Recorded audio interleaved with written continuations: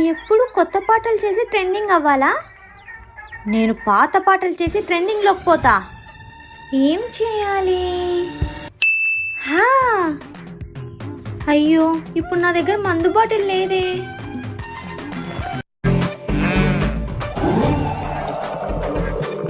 ఈ acid bottle అచ్చం మందు బాటిల్ లాగా ఉంది కదా.